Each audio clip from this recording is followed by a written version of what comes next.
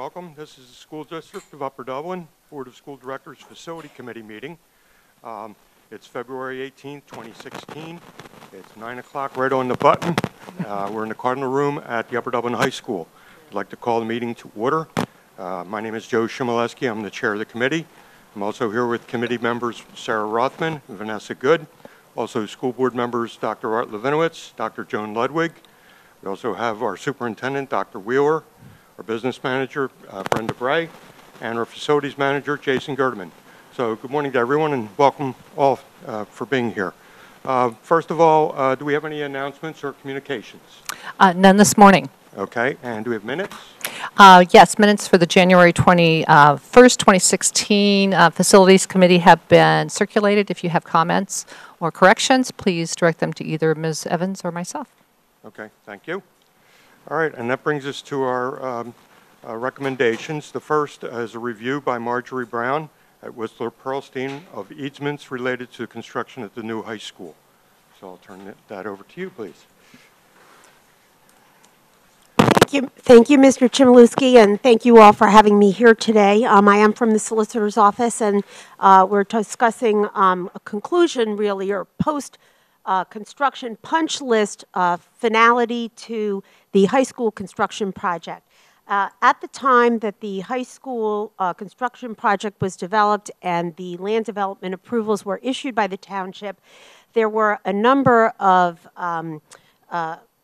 construction-related changes needed for sewer lines, storm sewer requirements, the storm management basins, and so forth in order to deal with the construction project, and also for the, at that time, what was contemplated possibly putting a bus garage on the site. There were a number of existing sewer lines, storm drainage lines that ran through. If you look at that diagram that I have in the corner there, where there's a lot of green and gray lines that were running through there, a lot of those were relocated. Part of the arrangement when the high school was constructed was to get rid of these old, no longer needed easement areas and create new ones.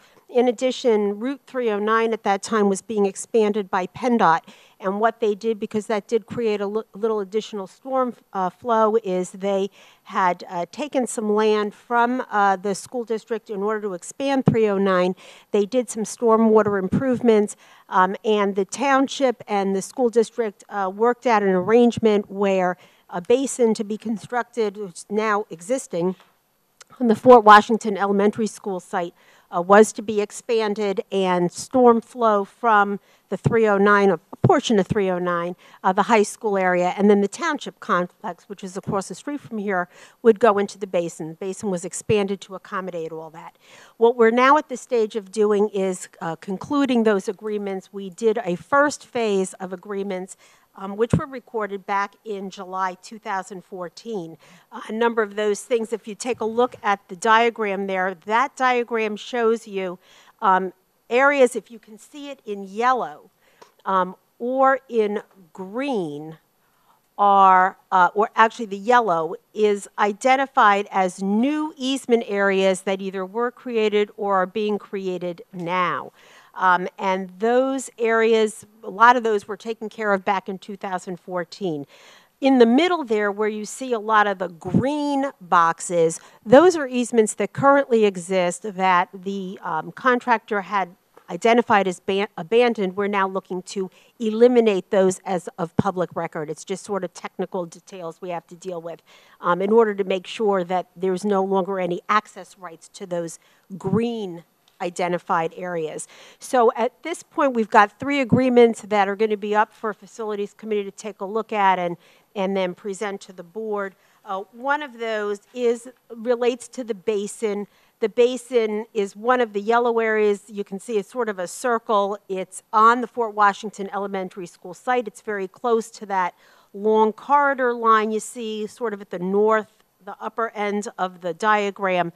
That basin giving access rights to the township to put storm flow from the township complex into that basin. That is one of the agreements that is up before you, the stormwater management easement. Under that agreement, the township has taken on responsibility for doing the vegetation maintenance. You've probably heard about the sheep and the alpaca and the goats that go in there to eat the grass. I mean, that is one method they are able to use for vegetation maintenance. They also are responsible for maintaining the fence that has been installed around the basin to keep the goats in and people out. They're responsible for debris removal. The district is responsible, as they're required for any type of project under Pennsylvania law, to take care of the actual facilities themselves and any type of long-term maintenance needed for the stormwater facilities.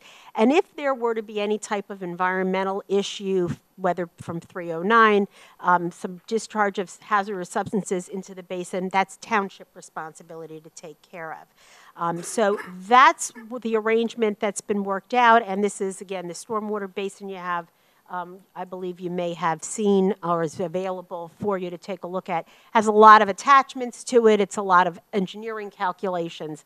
That is the first agreement. The second has to do with a new sanitary sewer. Because of realigning pipes, there is a line that runs through for sanitary sewer from the township building to a sewer main that already exists. The plan is to convey that easement for those pipes which are owned by Bucks County Water and Sewer Authority, to give them an easement to access those lines should they need to do so for repairs. The size of the easement's 20 feet wide. It's a standard type of agreement. Bucks County has sewer easements all over Bucks County and elsewhere to be able to service those lines. And if they do need to go in and make any repairs there, they are responsible for restoring the surface. District's restriction is they can't build on top of it, but that's typically what you would expect. The final document that is before you for consideration is an extinguishment of easements. That's all the lines that show you the green boxes. In order to move around what was contemplated a possible bus garage at that time, those all were eliminated, and so this extinguishment, which is a very long technical document, identifies all the specific areas where there's no longer going to be an easement. That cleans up title to the school district for that parcel. So those are the three agreements that are before you. Are there any questions anybody has about the project generally, or? Are there any other outstanding easements beyond these? There are not. These are the final three. That's fantastic. The school opened up in the fall of 2012. There was a concerted effort by the district, by the township, and by your office to clean this up, because if left undone, these things can linger for many, many years or even decades. So I commend everybody for the hard work that's been done. Kind of dry stuff, but it has to be done in order to clean up a project and get it to completion. And I appreciate all that work. Thank you, thank you. We're glad to see it to conclusion. And if I could just speak a little bit to that, there have been a lot of meetings between attorneys, engineers, and professionals, and a lot of compromise and back and forth. But as Mr. Shumalewski indicated, finally checking this off and closing out this part of the land development is tremendous. Okay, good. Are there any other questions or comments on this? All right, excellent. Joe, I think you turned it off. I'm sorry? Check your microphone. I think you turned it off. You just have to talk right into it. Okay. All right. One question. Did we have money set aside? Did we have money set aside with the township pending completion of all the easements? Was that part of? There is escrow money at the township, and yesterday during our meeting, liaison committee meeting, I did mention that I would be looking probably to go back to Dewey and help file for payment as we move through this process. There's escrow money at the township. Okay, good. Any other questions or comments on this item? And just so that you know, there will be a very formal, very long motion that will be brought forward to the March 14th meeting because it will incorporate, I believe, all three in one motion. Yeah, And it will be written, it has been written by Ms. Brown. Yes, the one other thing that will be also on the motion then is this plan that you see here combines new easements and old easements to be extinguished. This is not going to be recorded. The township engineer is in the process of finalizing large-size copies of the exhibit plans that are already attached to the documents, okay?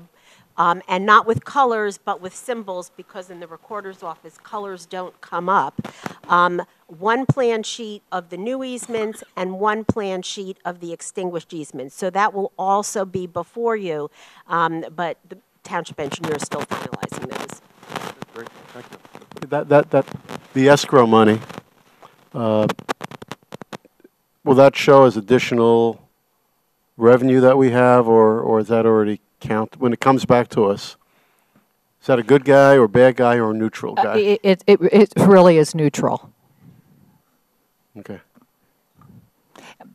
Particularly, a number of things out of the escrow account are paid directly out of the account. So, and sometimes the money does come back to us. Okay.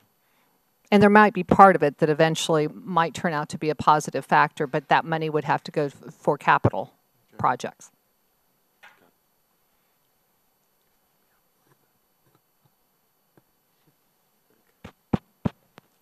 Okay. Thank you very much. I appreciate the hard work you've done. And then if we could, Ms. Brown will lead us through the next point on our agenda, too. Okay. All right, that's the bus garage lease. Yes, the bus garage lease. This is an existing lease for the bus fleet. It is housed at a location 275 New Jersey Drive in Fort Washington. The lease began in 2008. It is a facility that the district accepted in as-is condition. There were some improvements made in order to have bus drivers be there. There's, I believe, a trailer. The arrangement is that the general maintenance, repair, so forth, is the responsibility of the school district. They pay a certain percentage of operating expenses in addition to monthly rent. There was an amendment made to the lease back in 2013 to provide for some renewal options and to also just extend that original term so that the lease term ends at the end of the district's fiscal year. The first renewal was exercised back in 2014, which provided for a 2-year renewal term, which expires this June 30. For that renewal term, there was no rent increase, so the rent has up until this point been the same as what it was originally, which was about $22,000 a month. The renewal is coming up. There is a 1-year renewal option remaining on this lease for beginning July 1. And then the lease would end June 30, 2017, and this one renewal option provides for a 5% increase. So it's the only yearly period for which an increase has been, imposed, I'm going to say. And the district has until April 1 is the deadline for exercising the renewal option, and that would be done by providing written notice to the landlord of a desire to renew. Questions? Can you hear me? Am I on? Yes. Okay. Yes. Just kind of out there, not that we want a 2-year, but have we talked about going back for a 2-year? Actually, if we could, lease, and correct me if I'm wrong, discussion of lease and real estate is an executive session right. item. So the main purpose today was just to bring it up publicly and acknowledge that this is one of the things that we will be discussing at our March 7th executive session. Okay. And then I'm expecting, and hopefully we can move something forward on March 14th. Okay. All right? Okay. Did I cover that correctly under Yes. Sunshine, Ms. Yes. Brown? Thank you. Yes. Just to clarify, this Yes. lease covers the garage facility. Are we also, in essence, leasing the property, the parking, or the asphalt area in that area? Yes. Okay. You are, and my recollection is that the lease also includes an ability to use some parking spaces on an adjacent site, also owned by the landlord, to the extent that that's needed. That's through the fence? Yes. Okay, Yes. Thank you. And we actually have a bit of the building included in, as part of the lease, don't we? For the adjacent property? No, not the adjacent property, the building that you drive by. Yes, Yeah. yes, Just as far as most of it. the mechanical area where they work on the bus, where the mechanics are located. Okay, any further questions on this item? All right, then we'll see that in executive session and also in a future legislative meeting. Yes, thank you. Thank you very much. Thank you. The next item is discussion of Thomas Fitzwater Elementary School scope of electrical upgrades. Okay, there is a spreadsheet that details estimates that I received from Senator Hoffman with regards to the scope of work at this time. The transformer itself, which we pinpoint a location in that courtyard space, which everyone was in agreement with, the price right now is approximately $109,000, and that's based upon it being located close to the building. The next item, the generator replacement, would be located right next to the transformer, and the price for it is approximately the same amount. That would also include a new transfer switch, or 2 transfer switches inside the building. One thing that has come up is upgrading the IT system throughout the building. The cabling that's in the classrooms is out of date. It's CAD 5. This project would upgrade it to CAD 6, and it would indeed provide the future technology needs which the classrooms need at this time.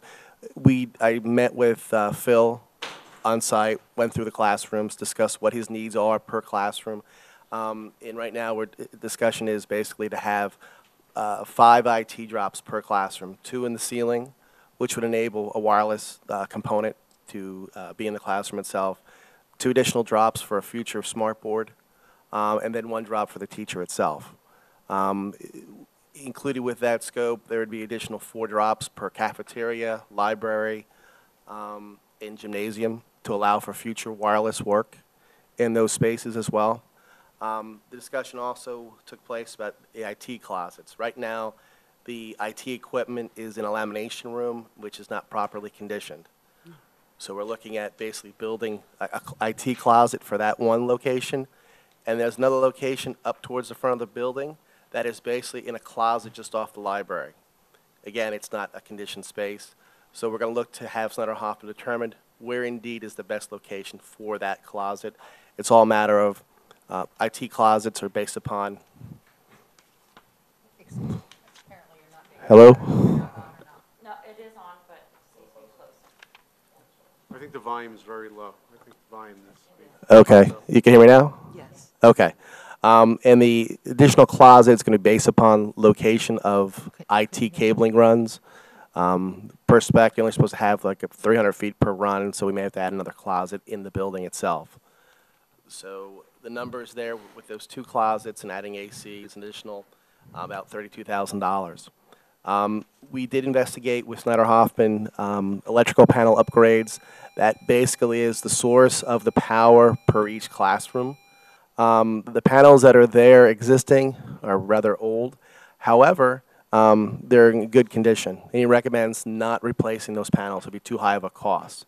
What he recommends then is actually putting 5 panels in locations throughout the building that we can add future growth to, as in AC units, or if we upgraded the unit vents in the classrooms, those panels will have sufficient power to provide for air-conditioned AC vents in the classrooms themselves. So at this time, the total amount estimated is approximately $430,000 for the work. Originally, they gave us an estimate of $750,000 is what was budgeted for the project. They're still in design at this time. Once they give me the IT information, I hope to have those details back to us sometime in March, like drawings and beginning of specifications, so that we can take this out to bid in April. Okay, first question I have. Last month when we spoke about the location of the generator, we were talking about if we needed to locate it away from the building, it was going to be about 100,000, and if it was close to the building, it would be 65,000. And how does that match up with what we're seeing today?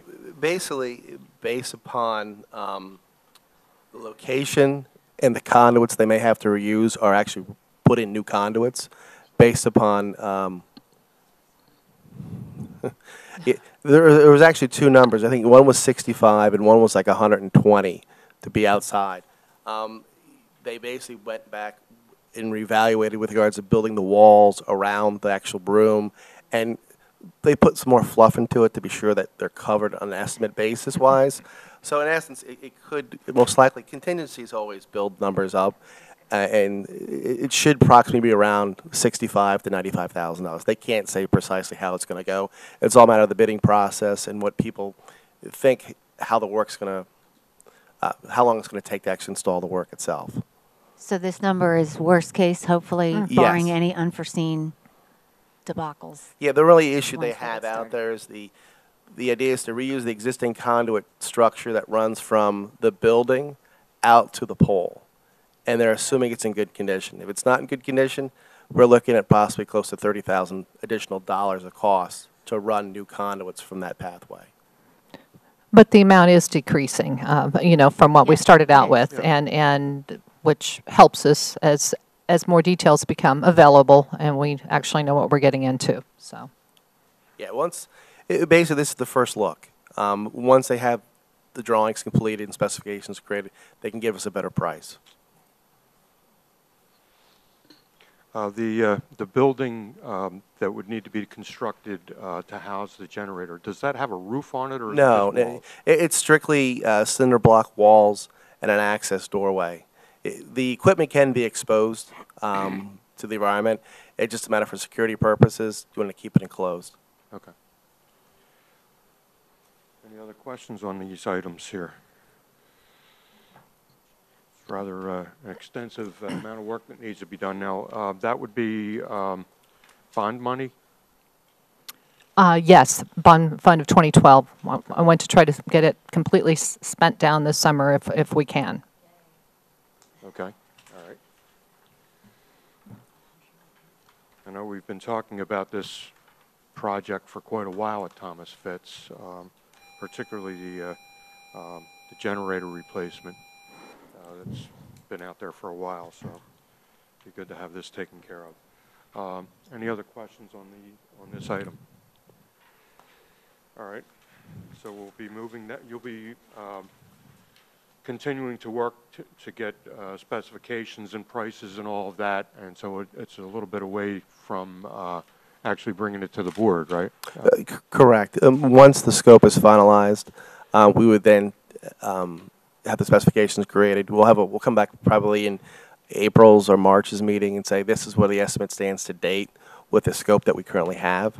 And then once those, like I said, the drawings and so forth are completed, we'll take that out to bid, hopefully in April, early May, so that sometime in May the board can vote on the project itself and award it to somebody for basically a June 20th start. Okay.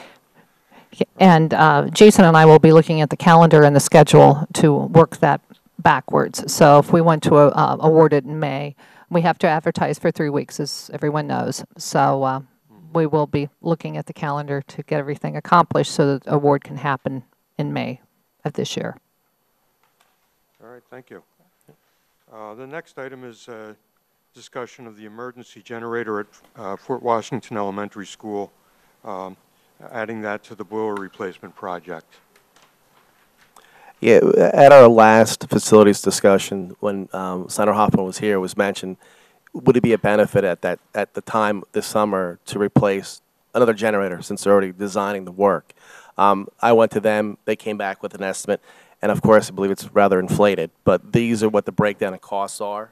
For the generator itself is $35,000, and then adding everything to it, the trenching conduit, the total amount comes out to be $113,000. And of course, they're going to throw a contingency number in to make sure that it's covered well enough. So that's why it's $130,000. I think it'd be less than this, given the fact that what we see it at Fitzwater is about $95,000, plus the fact that in the process of doing the boiler work at the school, the building exterior will be open to allow for the work to take place. So I think it'd be less than the amount shown. Plus, it's still better to do it than to go back later and do it while all Yes. this is being done. So. Yeah, because basically they're going to take the same drawing they're putting together for Fitzwater and reuse that for Fort Washington. Because the generator would not be inside the building, it'd go outside the building in the courtyard adjacent to where the mechanical room is. So these numbers basically reflect a standalone project. Yes. So when we go to put together the specifications for bidding, then we would be able to say that the wall's already going to be opened up, and so they don't need to have that cost. Yeah. Plus, you'll be buying basically the same generator twice. So on a scale, you'll get a better number. Right. Just for that reason. All right. Just as long as it's clear going forward, putting it out to bid, that that the numbers should be less because we don't need to do all that work. Yeah, and at the time we place this out to bid, we can list it as an alternate. Or we can keep it in the main scope itself. Okay.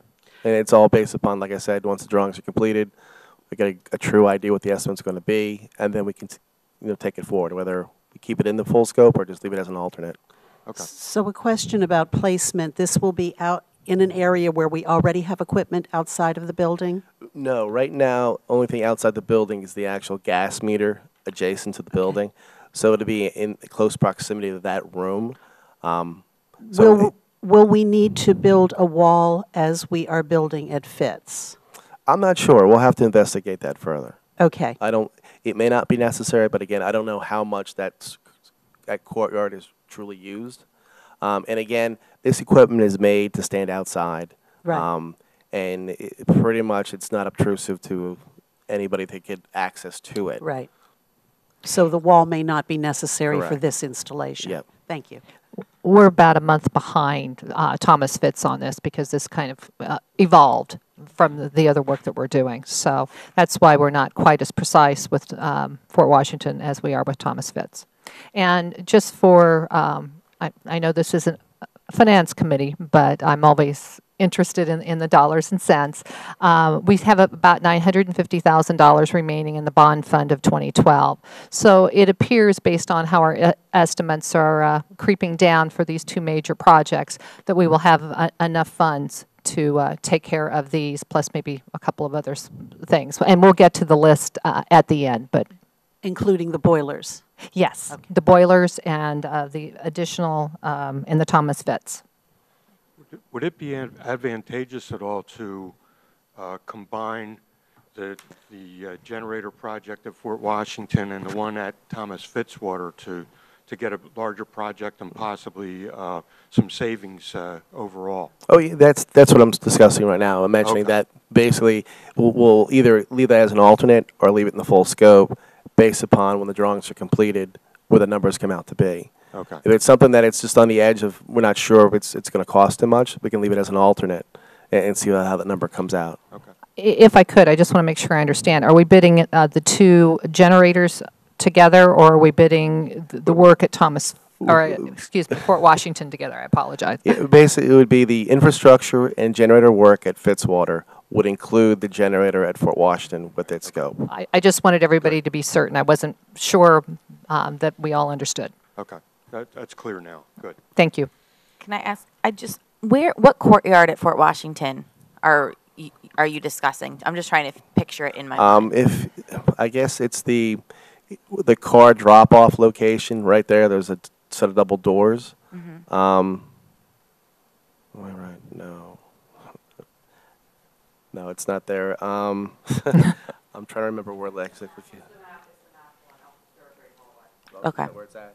Okay, so yeah, on top of like where the stairs Yes. come up. Okay, Yeah. and like the lower player. Okay, yeah. Thank you.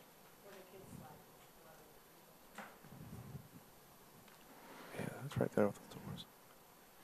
Any other questions on this item? All right, so we'll be looking for further information in the future on this project. Next, it's water treatment plan for Upper Dublin High School and Fort Washington Elementary School. Okay. After various tests, or water tests we've done throughout all the schools, the only concern that we have here with water is the high school. The water that's received here from Ambler is rather corrosive. Its pH is rather low, which makes it acidic, which in a way is not good for your building pipes, especially copper pipes. And what we found is we've had problems in various systems in the building due to corrosive water. We basically have to replace the two heating shells of our domestic water heaters, just for an example. It's going to cost us close around $3,000. So in the process of trying to recognize whether or not we need a water softener, whether it's a hard water problem or it's something else, we've taken on and done various tests throughout this building. At which point I've come across one engineering group, Keystone Engineering, that has basically reviewed our test results, inspected our equipment, and has provided recommendations of what they feel is necessary for this building to help with our water situation. It will basically help the lifespan of our piping as well as our equipment if we do what they recommend. Included in the package is information about Keystone Engineering and what we should do. In essence, it's basically adding a base chemical to the water system that will not only protect the pipes, but also lower the pH level of the water itself, which is creating the corrosive water that's deteriorating, that's causing our copper lines to deteriorate. So in here, their design cost is $5,950, and there's actually then a permitting request submitted to the PA DEP. Because in essence, what happens after we install this chemical or this system will then become a water authority, because we're treating the water system that actually comes into our building. From that point forward, every month we basically have to test our water and have someone apply the agent to the water supply system. Basically, this is not unnormal. Other schools have done it that have well water. O&J Roberts has about 5 or 6 schools that they use this system in. Quakertown has an elementary school that does the same, and I believe Council Rock has one building as well. So the reason this usually occurs is if you have well water or in proximity of a water supplier that treats its water chlorine-wise, as well as the water level maybe too high in pH, you in essence have well water, and that's what the water we currently see from Ambler is that caustic, because we're so close to the location of the water supply. And just, again, we've had the water tested in all of our buildings. It is safe to drink. I want to stress that for everyone. However, we've been noticing that some issues, we've talked about those in past facilities committee meetings, and we're having none of these issues or challenges with the schools where water is provided by Aqua. In Upper Dublin, there are actually 3 water companies that provide water. Okay, I can move it back a little bit. Ambler is very close by. They are within their range. Thank you, I think. The water's fine, but we just need to treat it when it comes into the district. I don't think we have a choice. I mean, we have to do this. I mean, we can't just keep letting that. Correct. And oh, sorry. Wow. The numbers reflected here are purely a design aspect with the engineer. He'll give us specifications as well as drawings to recommend what needs to be done. We'll take this out. We'll take this out to bid, and probably the numbers will come in close around $11,000 to $15,000 for the actual installation of the equipment. And then there'll be a monthly fee followed by that, in which it'll be maintained as well as regulated, because you're under DEP jurisdiction, because the system, in essence, we become a water authority.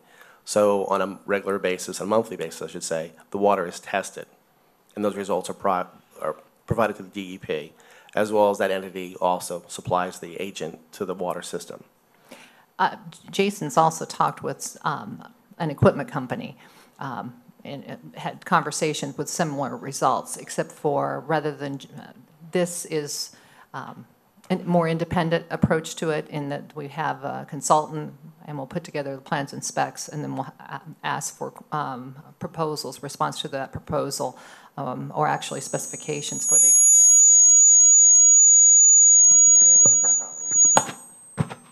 I think it was me. Okay, no. It's the amplifier. All right. I'll try again. Anyway, then, so this will have to come back to the board for approval before moving forward. Okay.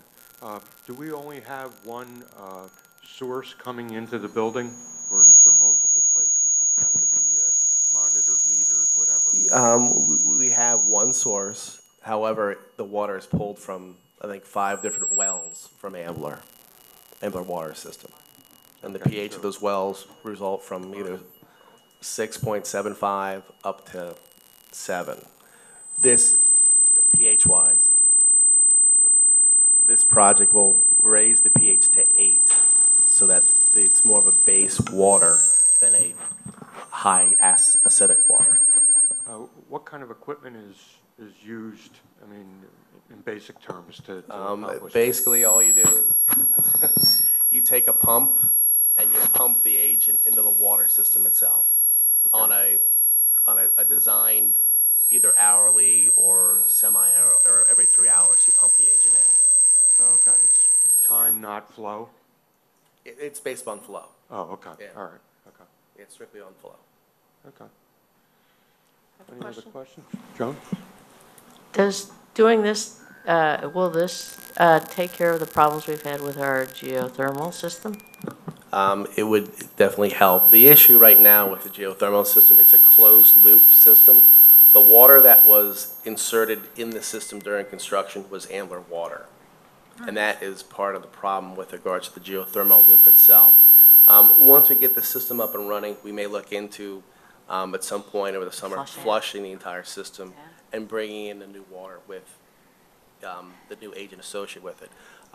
Just to let you know, what we're adding right now in the geothermal loop is a test system. It's basically a coupon system, which you insert a piece of copper, a piece of black pipe in the piping, and you test it on a monthly basis to figure out how your conditions are with your piping inside your building. And that'll also help moving forward with regards to being more active on maintaining our piping, which has shown some detrimental effects with the heat pump sources.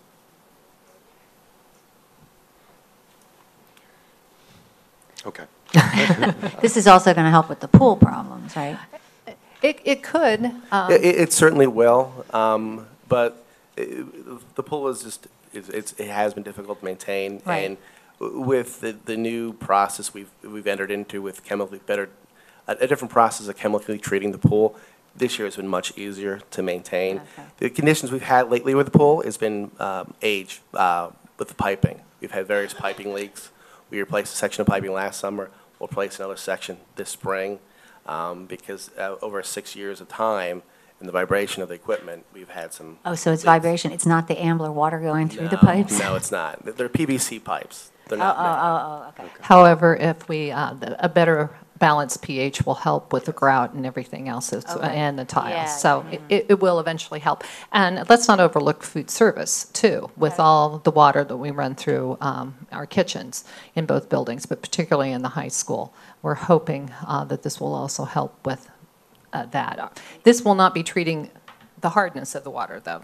No, but it will see some effects with regards to the dishwashers, which have been a problem, replacing various components because of the water. Yeah. Okay, the interior piping inside, say, the dishwasher or whatever, I imagine it's got a smaller wall thickness than pipes running throughout the building, hopefully? Okay, because, my hope is that we've caught this problem before it would start to show itself throughout the building in our pipes behind walls and what have you. It should. We should be in good shape. This basically is a phosphate type coating, which will be will cover the piping itself to protect it, as well as change the pH level. The real issue we see now, the areas that have the burst or have deterioration are usually locations have continued water usage, like shower valves, there's mostly valves that aren't really made to or don't have the durability that piping has, the thickness, and that's where we're finding more of our issues with the toilets, showers, and the water heater. Yeah, okay, all right, good. Any other questions on this item? All right, so we'll be hearing more about that also.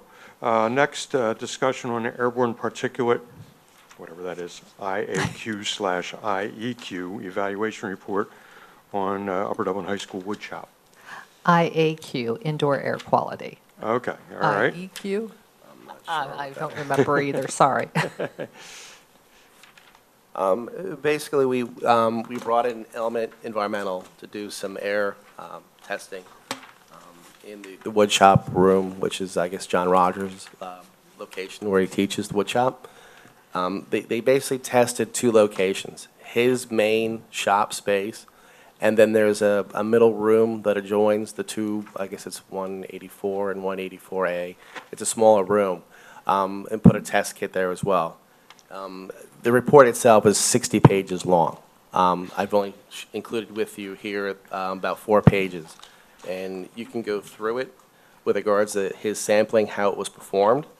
It shows the results, which are rather in-depth with regards to every minute was recorded information upon what was done in the classroom. So basically, he took a device, measured the air quality of the room, as well as took into account what took place in the classroom, whether they were cutting, whether they were sitting there and receiving instruction, or if they were cleaning up the space itself. And this was over a 4-hour period. I'll just go to the should I just go to the recommendations? So basically, after his report, he went through it and recommended that the existing system should be evaluated by a mechanical engineer with experience designing dust collection systems to determine what can be salvaged and what needs to be replaced, and to design a better system that works appropriately. Basically, the results showed that there were high levels of dust in the room itself. He mentions that there should be a better job cleaning. The room was cleaned thoroughly the night before the testing started. So the dust collection that he saw was basically just because of the usage of that day or the hour before the class when he got there. The room should be cleaned from top to bottom, which was done. Based upon the design from number 1 above, build an appropriately designed dust collection system, but install the actual exhaust unit outside the building. At this time, Mr. Rogers was fortunate enough that he has gotten 3 different quotes from 3 different vendors, ranging from $11,000 to $30,000 to help collect the dust in that space. Until a new or improved system is operational, we should look for leaks and for leaks that are allowing dust to escape the system and correct them. And all room occupants during active woodworking, it's recommended they should wear dust masks. Okay, just curious, not to be a Monday morning quarterback, but how did we end up specifying fans that were too small for that? My feeling is that maybe because it's the new high school, they're doing more than they used to do in these classes. I don't know. Just curious. I can't say. This is actually an art You're not on, Dr. Wheeler. This is an art education classroom, so I don't know that it is large-scale construction as much as it is working in wood in art projects. But we must be doing more than what we expected to do, because that's how those, we don't know, yeah. If you need to come to the microphone. No, that's okay. Hi. Thanks, Kim. I'm Kim Schuler. I coordinate the special areas from K to 12. John's room is for 3-dimensional art projects. So, and those projects haven't changed drastically since we've come to the new building. I mean, sure, slight curricular changes might have been in order. But kids are making sculptures and things using wood. Yeah, I wouldn't mind if they were doing more. I think that's Right. great. That's, Right. I'm just trying to think back to when we built it, how we ended up with Yeah, and I think that the specifications. size of the fans is also related to the height of the tubing that is pulling the dust collection. That it runs all the way to the ceiling, and the strength of the fans is not strong enough to pull the dust through such a Right. intricate and large system. Yeah. And that's why we're We have bringing to in do it. engineers and Yeah. we'll, you know, be addressing it. Just so that the board knows and everyone, this professional that came in was, I believe, there for 4 straight hours and did not leave the site. So Yes. we have a very comprehensive study. No, it's, yeah, it is, we have to do it because can't use the room. And while I think it may be troubling to hear, or, that they should be wearing masks, it's no different than they need to wear protective eyewear Yeah. as well. So we'll get that remedy, but they still will need to wear protective eyewear even after we're finished with this. So the plan is to bring in a mechanical engineer to evaluate everything then? I think further discussions needed with Mr. Rogers. I mean, he's had 3 qualified vendors come in, take a look at the space, given recommendations of what should be done. So at this time, I think it's a matter of reviewing again what the scopes are within their pricing. And yeah, we can definitely go to a mechanical engineer and take a look. I mean, we currently have Snyder Hoffman working for us right now, so he can indeed re-review the room and give recommendations based upon the proposals we have to date. Okay, the quotes that he received, would that be to take the exhaust air and send it outside? The vendors that came in, I don't think any of them recommended taking it outside. It was basically adding dust collection devices in the ceiling so air could circulate through and they can pull the dust out of the air. But also the main thing would be replacing the existing fan equipment that is within the 2 rooms that has a better, higher RPM or higher horsepower for better airflow to collect the dust better. Okay. The collectors that we have, the collectors themselves, whatever media that is, whether it's, large fabric or whatever, is that sufficient? Is it, or are we just talking the fans and the piping needs to be changed, but the collectors are fine? From what I understand is the piping is fine. It's the collection equipment is not sufficiently sized for how the room is used. So I believe the piping can stay. It's just the collection equipment would have to be replaced. And an additional airflow dust collection equipment would be installed in the ceiling as well. Okay. All right. So. No.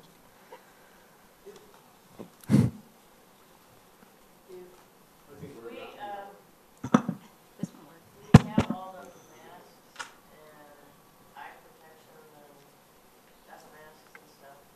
Are those in the classroom, or do we purchase those? I'm not certain. I would imagine that at least eye protection is in there, but we would certainly purchase them. Those items would probably be available through nurse and other bids. So we'll make sure that that happens by coordinating with Ms. Schuler.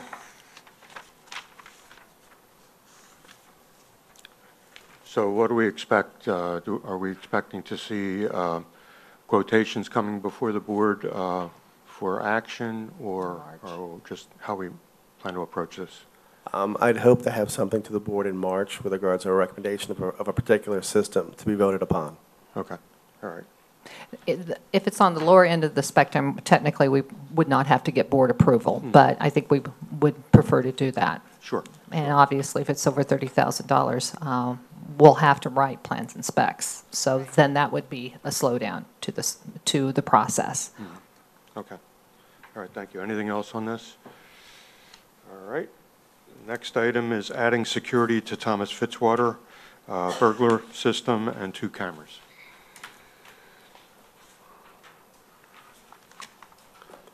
Included in your package is 2 quotes. One is for 2 exterior cameras at a price of $4,205, and a second quote for a burglar system at $5,740. The recommendation of installing these two systems is basically, there's been issues at the school with regards to people attempting to break into the building. We've had air conditioning units pushed in. There's a history of people playing in the courtyard and damaging the asphalt surface, as well as kids on a history of being on the roof. Oh, yeah. A lot of complaints from the police. No, I wouldn't say complaints, but complaints to the police of bad behavior going on at the school itself. The two cameras that would be installed would be, one would feature looking at the back of the building where a lot of these issues occur with children hopping up onto the roof. And then a second camera would be installed at the driveway into the courtyard so we can pick up license plates of those who actually entered into the property itself.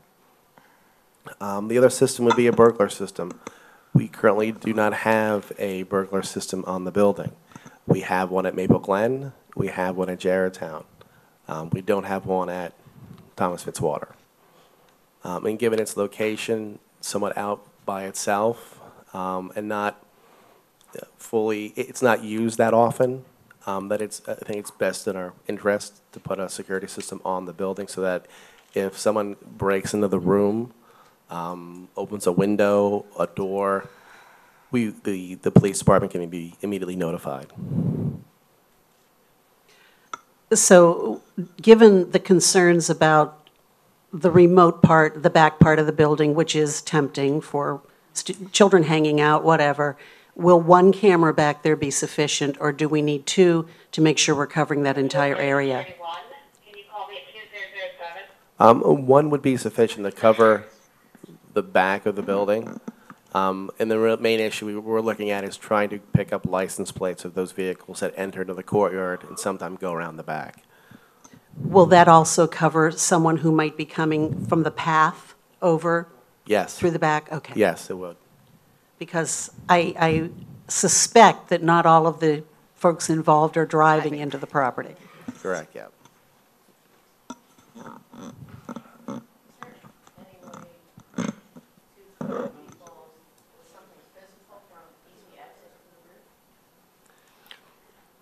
They have tried.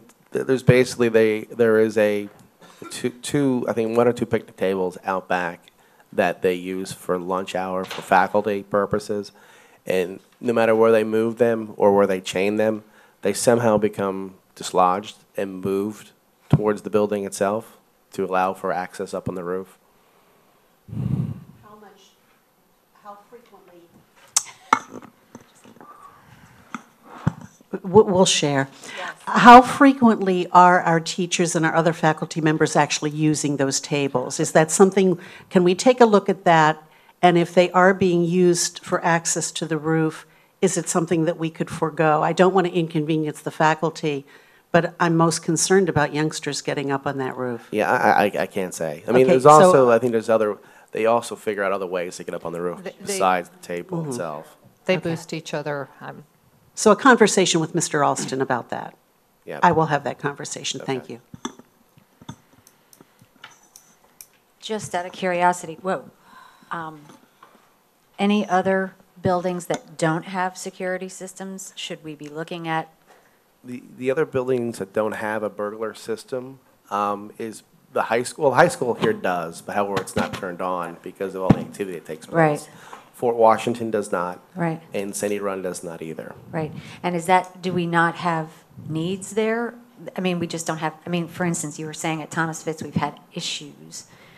I don't know. No, I mean, nothing has come up at the three buildings that do not have a system currently turned on.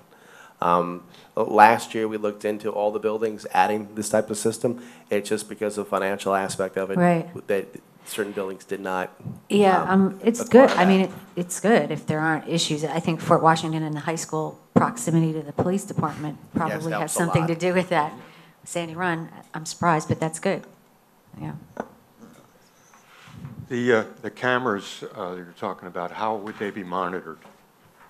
Right now, it's basically, the information goes to a server. And the police, every so often when an issue occurs, they'll request that information. They have access to our server, so they'll pull that information.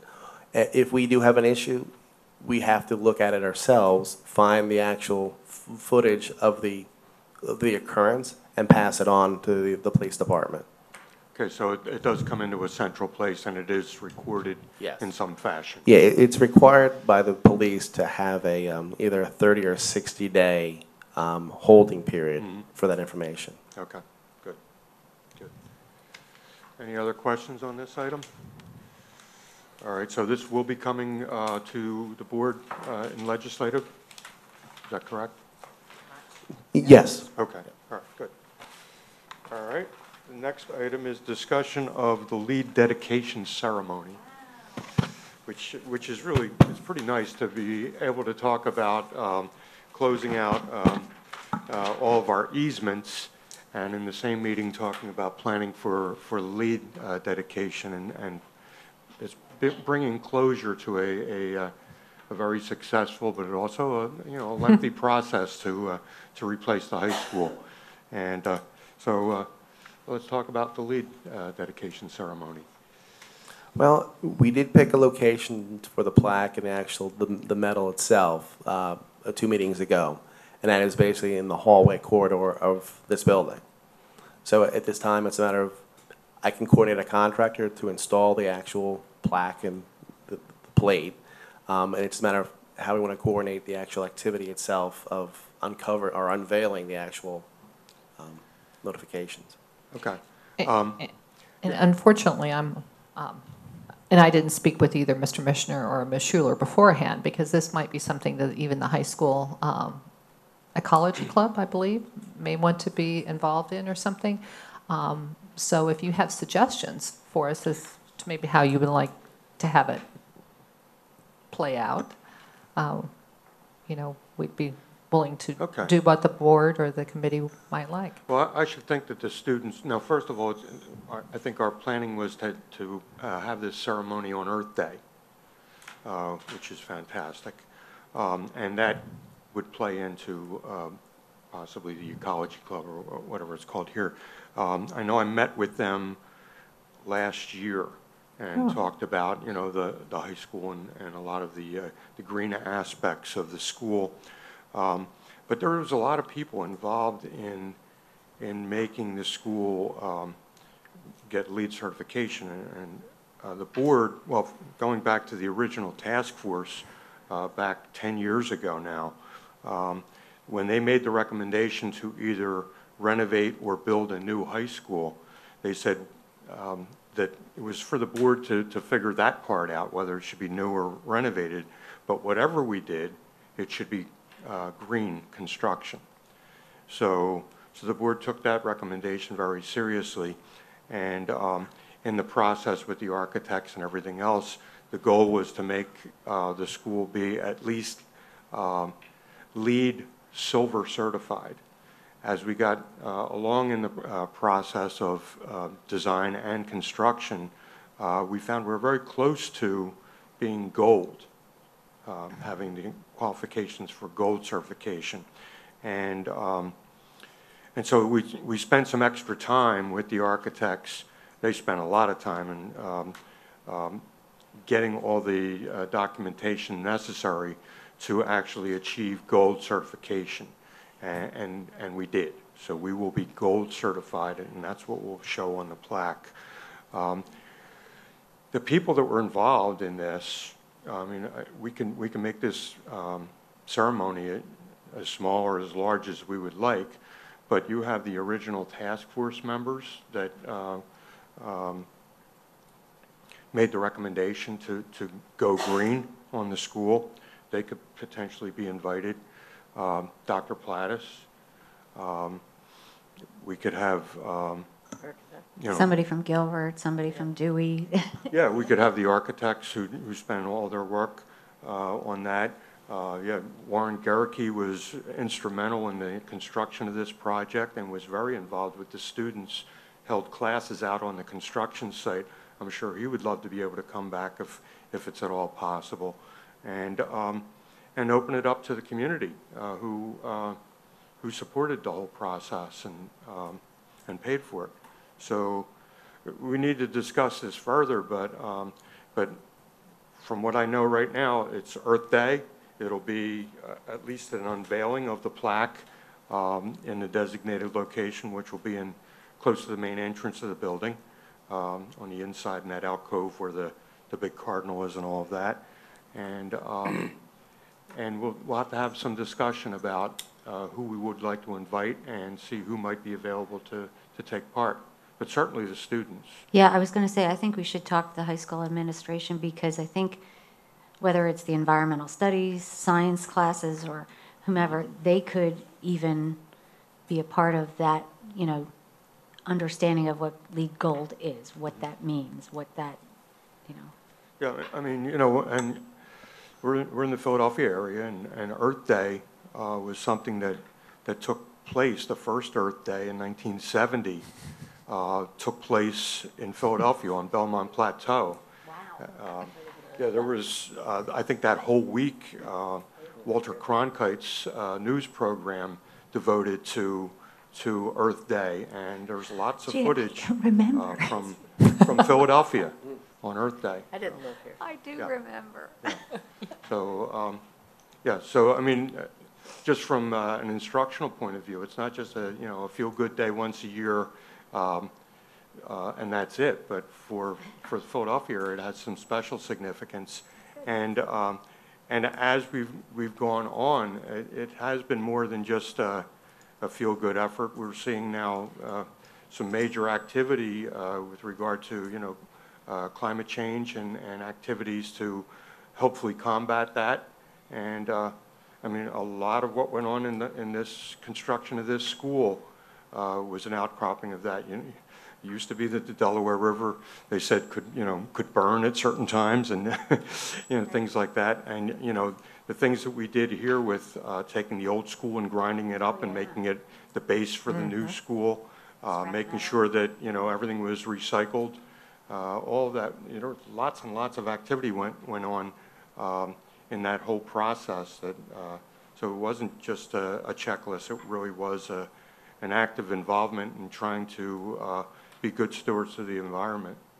So yeah, we could have like I say, we could make it small, we can make it large, but we'll need to talk about it, and it could be an exciting day. Earth Day is April 22nd. Would it make sense for us to bring an update to the next legislative meeting on what the tentative plan is for that ceremony? That'd be great. Okay, we will do so. Sorry, I may have taken a little bit more time on that, but it holds some special significance for me, and I'm looking forward to it. And again, having lived the high school project, it's been a good 10 years plus to get to this point, so it's fantastic. All right, any other comments or questions on this item? Next is discussion of the Symantec Endpoint Protection Services renewal.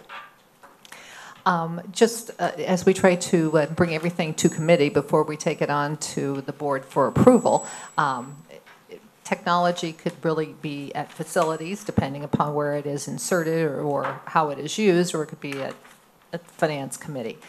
This is something that we need to update. It's about $13,000, $13,669.12. The licensing.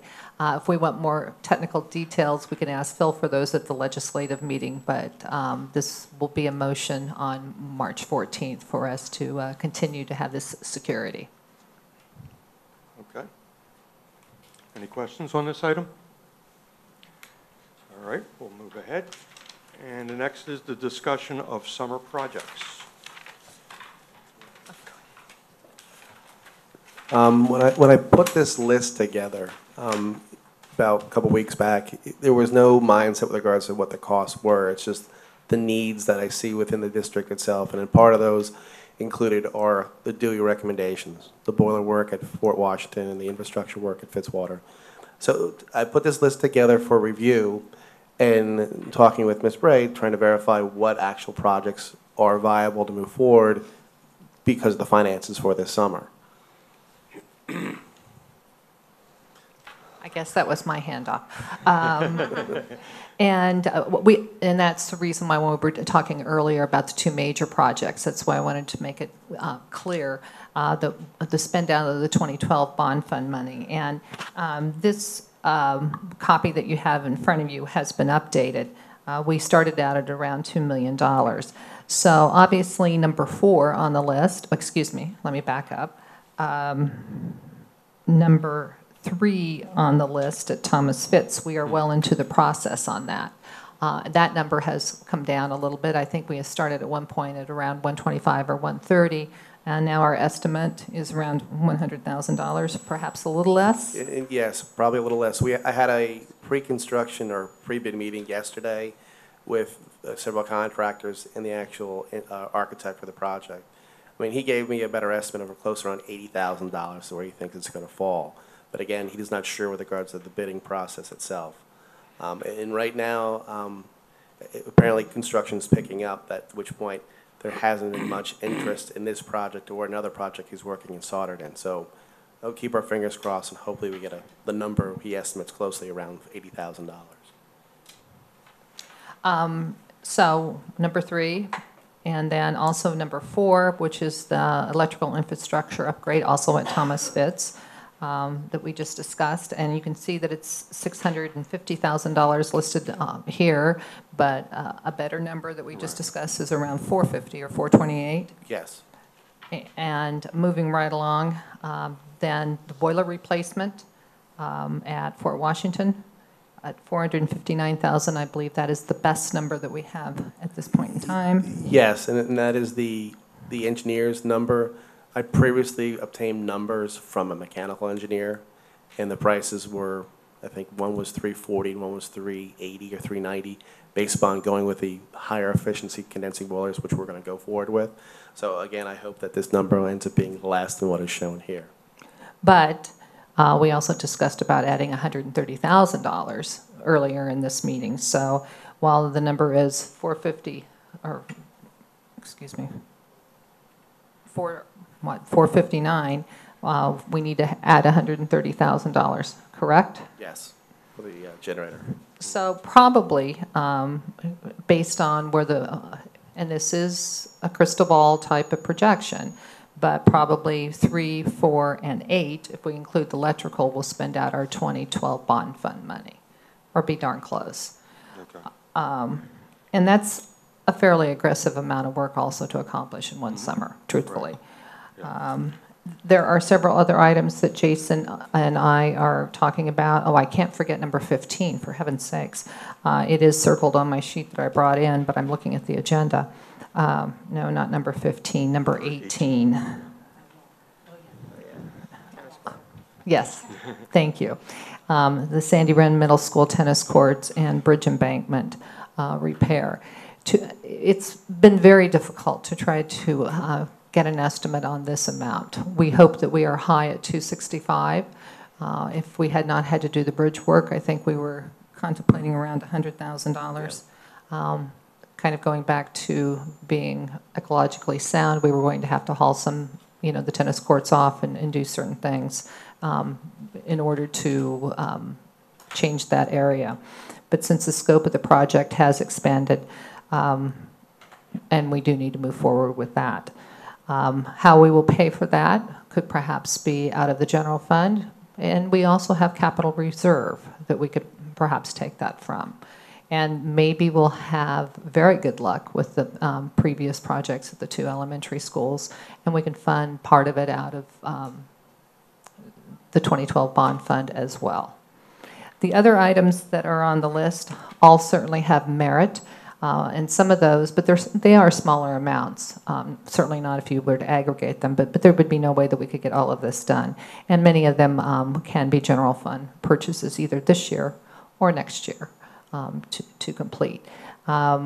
Jason and I talked about the striping of the parking lots, sealing of the cracks, again in the parking lots. And if you combine both of those, that's around $70,000. And as we get closer, again, that could come from capital reserve or perhaps the general fund, just depending upon how much, what it looks like we will have left in a 2620s maintenance and facilities repair for the current year. One item, though, which would come out of the high school's construction escrow would be number 23, Yes. which is the tree bush replacements throughout the school property itself. There's a couple other projects we'll definitely have to consider doing. One is the pool surge tank valve repairs. We have an issue with improper water flow with the pool itself. We recognized that last year when the pool was cleaned. We tried to make some repairs at that time. Also, there's considerably a certain amount of grout that needs to be replaced in the tiles themselves because of the caustic water that we've been using. And in the last item, 32, we currently have what they call POTS lines, or analog lines, throughout every building for our security and fire alarm systems. We're looking to upgrade those so which we can actually have a savings associated with them, so we don't have to pay close to $150 a month on just using 2 phone lines that are not very used that often. This, in essence, would take these lines and tie them directly into our building's computer network. And it will basically would pay for itself in 5 years, the project alone. And perhaps less than 5 years if we find some old fax lines. While the fax machines may be gone, we may not have turned off the phone line, the dedicated phone line. So Jason and company are already doing a lot of investigation into that to update POTS. And for those of you who don't remember, plain old telephone lines is what POTS stands for. Like the origin of Earth Day. Sorry. I assume also the asbestos abatement stuff will take place? At Jarretttown, yes. At Fitzwater, that's a questionable with regards to how much the overall projects are going to take.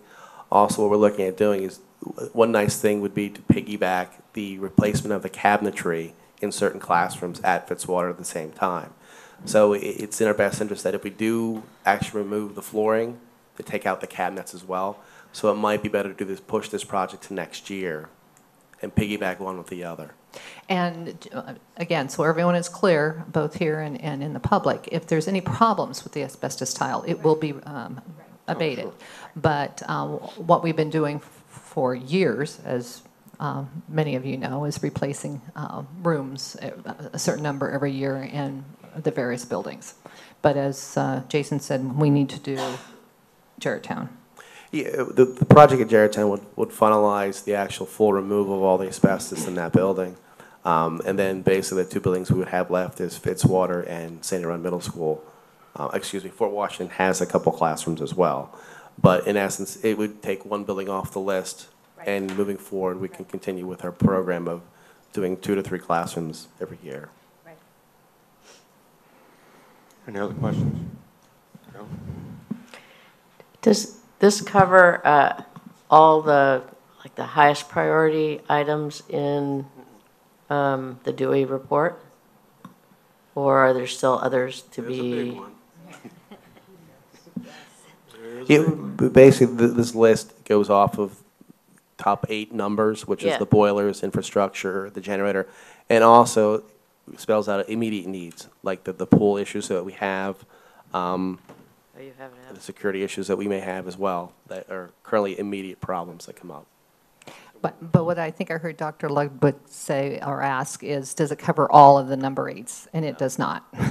No, I know that the question of window replacement at Fort continues to be at the top of the list as far as future consideration, so we can't lose sight of that. Is that too expensive to add this year? The last time we bid the window replacement project at Fort Washington, it was $1.2 million. That number probably has not gone down. So we are, again, trying to use the capital review and replace. While it would certainly be nice, and more than nice, it would be a savings. Boilers, I think, would come before windows. So that's why we're bringing the priorities as we've stated. The bottom number is 1990. Is beyond what our capabilities are, looking at total cost of summer projects? Oh, yes, we have $950,000 again in the bond fund of 2012, and we're hoping that we'll continue to have favorable results, or numbers will decrease is what I'm trying to say, on the projects that we've outlined, the Thomas Fisk secure vestibule, the electrical replacement 3, 4, number 8 at Fort Washington for the boiler, and again, the electrical upgrade. I'm hopeful that we'll be able to complete all of those out of the bond fund money.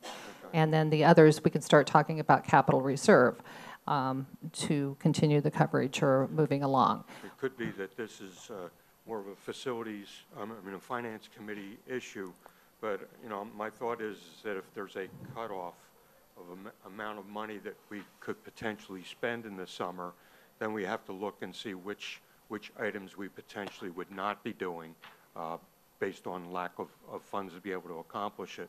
So that's the reasoning behind my question. If close to $2 million is well beyond our capabilities, then we need to tailor this back some and understand that $2 million could shrink to 1.7 or 1.8 or something like that, depending on what good news we could get.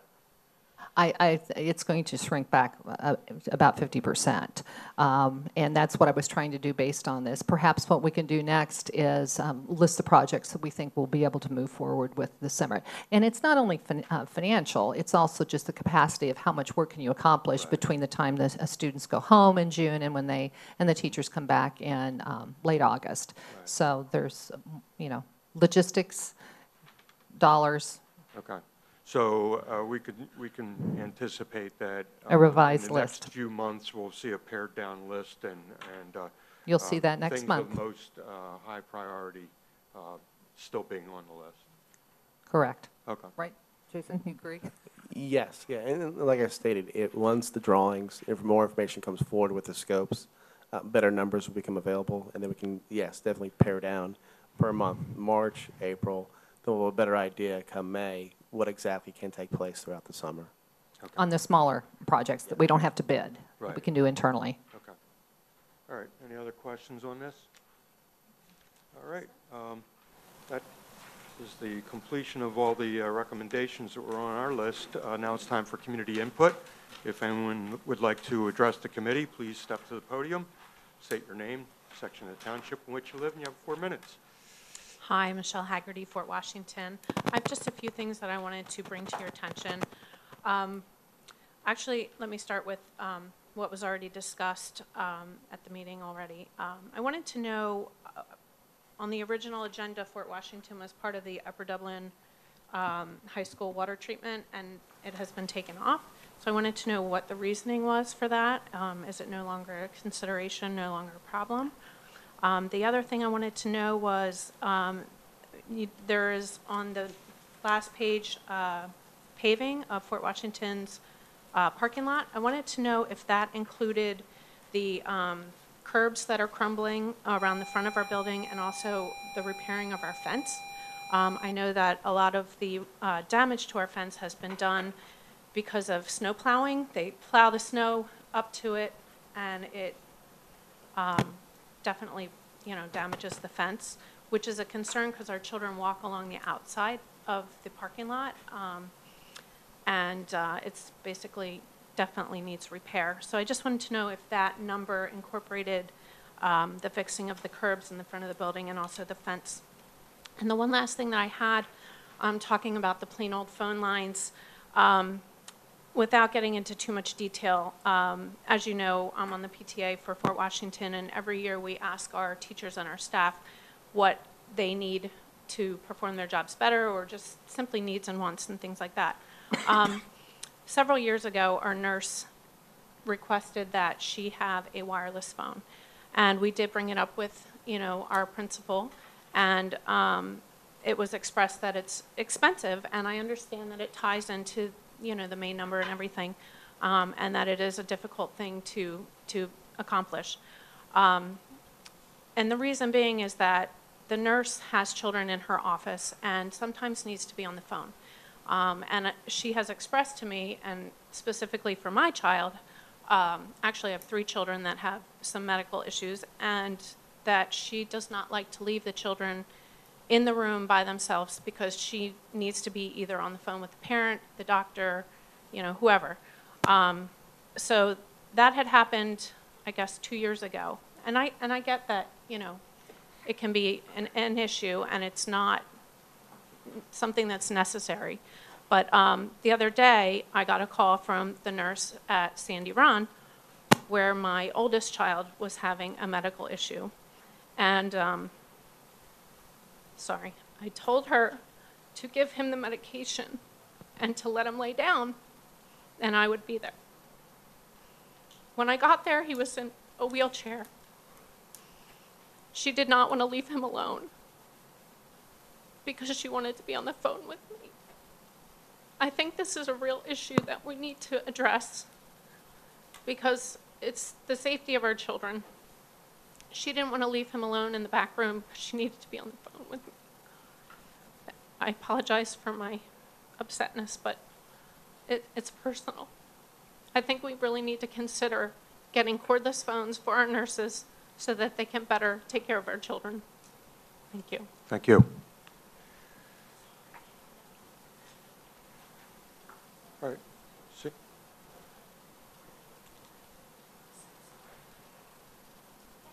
Jen Kuznets, Fort Washington. I just had a couple questions. The Fort Washington boiler, the high efficiency boiler thing we're going to put in, it seems like the whole reason why we're doing the water treatment thing for the high school is because all this new fabulous equipment we have doesn't work with the water that Ambler is providing, right? So we have the library, the township building, Fort Washington Elementary, all 100-year-old, 200-year-old buildings around, all using this Ambler water with copper piping, and everything seems to be fine, but for some reason this building, it's not fine.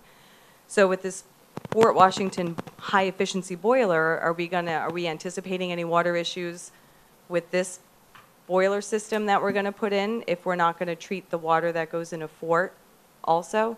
I don't know. Does water pass through this boiler? I thought that's what boilers did. They heat water somehow. I don't know. So I just have a question about that. And in talking about the Fort Washington windows, which comes first, I got to be honest, you're basically heating the outside. So if we're talking about energy efficiency and whatnot, I mean, maybe we, you know, maybe we do it in phases. We can't afford everything at once. Maybe you address the classroom issues and the windows that are broken, and it might be a little more in the long run, but I'm sure it'll come out to be more in the long run if we just let these windows sit and deteriorate and water comes in, and then what it does is it starts to compromise the integrity of the sashing and the sills and everything else. So it's going to end up being a more expensive project the longer you wait. It just is. So just throwing that out there. And then the bus depot issue, are we scouting other locations? Are we actively seeking cheaper alternatives? I mean, I hate to say it, but Wissahickons got half the tax we do. So if we're parking our buses in our own township and we're taxing ourselves and our taxes are going up, I mean, have we tried looking in a nearby township where the taxes are lower? Is it possible? I don't know.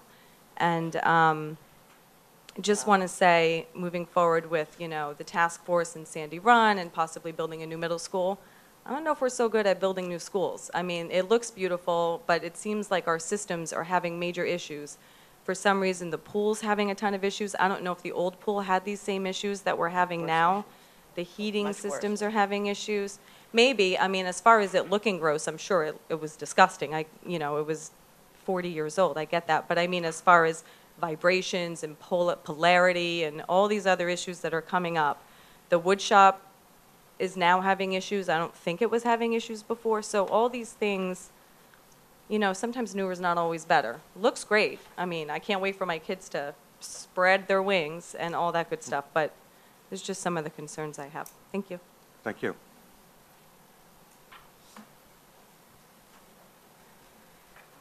Ginny Vitella, Fort Washington as well. And they've covered everything I wanted to cover, except for my one thing is the MAP playground with the generator.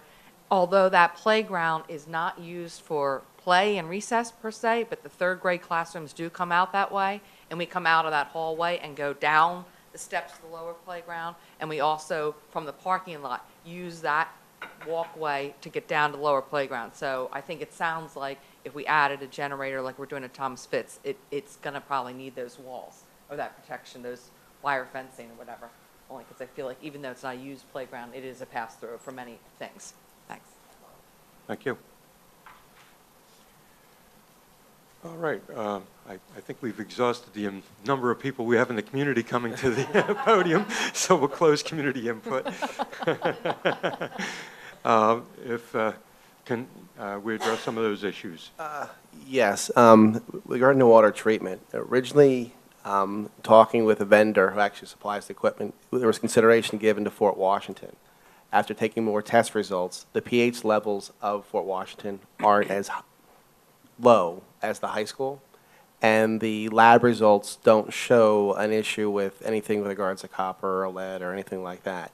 Here, the levels of copper aren't past the level, but they're higher than a norm, and it's all resulting of the water issue itself. And so we did exclusive testing in both buildings, and what we found was the water at Fort Washington is fine, the water here is not. The belief being is that this location is in such close proximity to the source, that's where the high levels of chlorine, the high levels of the pH, or low levels of pH are because it's right here. Whereas Fort Washington, I've always been told, is sort of like the end of the Ambler Loop. I don't know how that is, but that was part of the condition. We had an issue with the water pressure in the building being low, so we added a pump to it, and we were told from Ambler Water that this is on the end of the line, and that's why your pressure is so low. So I think that, in part, is the difference between the two. One's at the beginning of the system, one's at the end of the system. And so, one question, if we would continue to monitor it though, and if it changed? Yes, yeah, we're going to continue or monitor the water on a regular basis at all our buildings. And not just for this. Obviously, lead's been in the news a lot, and you know, bacteria has to be tested, and all of those are being done on a periodic basis now. Regarding paving the parking lot, there was consideration for both the fencing and the parking lot itself. The curbing was not considered, though that was a separate project discussion to envelope with regards to all the concrete work in all the buildings, mostly for sidewalk reasons alone. The curbing, if it's a safety issue, that was going to be addressed at that time of the project this summer. So there is consideration for that as long as the funding is there for it. But the fence, I truly understand, we'll try to repair the fence this summer. Whether or not the paving has occurred, I can't say. But the fencing that work will take place. The phone lines itself, I don't know what the history is behind the lack of cordless phones. That's something we can look into. Currently, we have within our food service department, they have wireless phones. So whether or not we can add a cordless phone based upon the wiring that's there, or provide a cell phone, we can look into addressing that issue right now at all the buildings. I actually wasn't aware. I knew there was a question a few years ago about adding a line, but it was adding a phone, a hardwired phone at Fort Washington. And logistically or something, and I don't remember too many details, too long hair, whatever, it wasn't able to be finished. Cordless phone is a different story. We're not promising, but we can certainly look into that.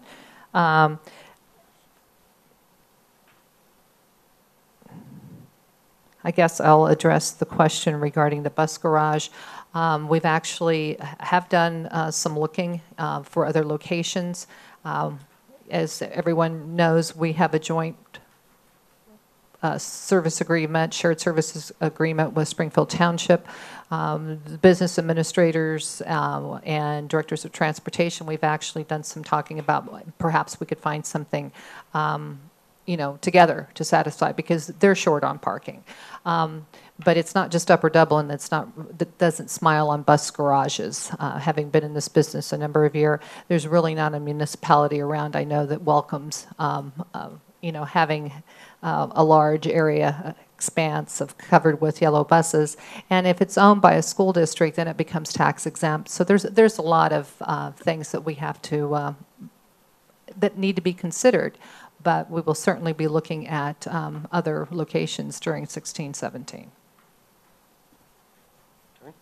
As far as water treatment for the boiler at Fort Washington, If I'm not mistaken, all boilers have water treatment programs, right? Which, Yes, every boiler system that we have in all our buildings is a closed-loop system, and that water is currently treated through the Limbach Company on a regular basis. So in essence, when we replace the boilers at Fort Washington, we'll drain the system, and we'll be more concerned with the water that is placed in the system to make sure it's treated well enough that we don't have any deteriorating piping conditions. But again, the water, for some reason, at Fort Washington isn't as caustic as what we see at the high school. And regarding the generator location, since consideration is now given to look forward at that project, I'll bring the engineer out. We'll discuss the location of Stephanie and verify the best location for that generator. If it's in the courtyard and a wall is necessary and everybody agrees to it, that's where it'll be placed. We'll work on that location in the next couple of weeks. also with regard to new versus old construction in schools, I'm not saying that new is better, but new is certainly different. And it's different because codes are different. You need to have air exchange that years ago you didn't have to have that air exchange as often as you do in new schools. So you have to comply with a lot of codes. And in order to do that, you're heating the air or cooling the air on a more frequent basis. So it's not as simple as it used to be, where you just had a unit ventilator or just open the window, on a nice day in the new schools. But I think some of the problems that we've run into, particularly with the electrical system having an adverse effect on the heat pumps and things like that, maybe in hindsight should have been thought about in design. I didn't know anything about it at that time, and maybe it's one of those things that each school is pretty much unique, and some of the issues that we've run into, maybe they couldn't be anticipated until you run it and have a run out period, which we're certainly having, and having to respond to it as appropriately as we can at this time. But yeah, I think new's better, but it's something that you have to comply with a lot of things. And I mean, the air quality in this building is far better than what we've had in any of our older schools. And I think we're better off. And as we look forward to any potential project in Sandy Run, I think some of the lessons that we learned here will be helpful. But again, it's years down the road as we continue to look at things and be able to build our capacity to do some sort of project in the future. But we've learned a lot as we've gone along. New is definitely better. It's just not perfect. Yeah. But, I mean, and you would have no way of knowing, but the old pool, I believe, wasn't there a lane that had to be closed in it because there was so much crumbling and issues with the pipes? Okay, that's just one of the beginning. I mean, snow used to blow into the classrooms through the panels on the side. Yeah. Yeah, we had concrete falling from the ceiling. Yeah. So It it is a matter of learning, and as bad as it may sound about the things that are going on here that we have to repair, it's far better than what we used to have to sit and listen to about being repaired in the old building. That's not saying anything about Sandy Run. I'm just saying this is still better, way better, and less expensive, quite frankly, from a standpoint of operating. As for the phones, is there a way we can just buy longer cords in the interim unless we get cordless phones for the nurses? I mean, I don't know what size cords they're currently using. I'm just thinking, just so we can do something, I don't know. But that's something I guess we need to talk to the building principals about. Okay. Thanks. I think there was one other question or comment about the windows. We certainly recognize that if you put deferred maintenance can end up costing you, but we have limited dollar amount, limited dollars, and we're using the Dewey, capital plan to help us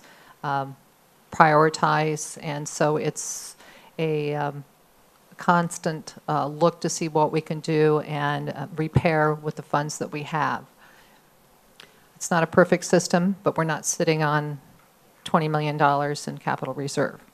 Right. I think, though, we can, very quickly, we can do a quick needs assessment of the nurses' offices at the 6 buildings. So that will certainly happen. Oh, my gosh, yes. I was talking about the windows at Fort I'm Washington sorry. at 1.2. Now, I've got phones on my mind. And understandably so, I do too now. And in the grand scheme of things, cost-wise, we can address that. Yeah, I really appreciate you bringing that up, because otherwise we may not know about it at all. And so knowing means we can act upon it. So thank you for that. Any other comments or questions from board, community? All right. Our next meeting will be on March the 17th, St. Patrick's Day, at 9 a.m. Here in the Cardinal Room at Upper Dublin High School. Thank you all for being here. We are adjourned. Thank you. Thank you.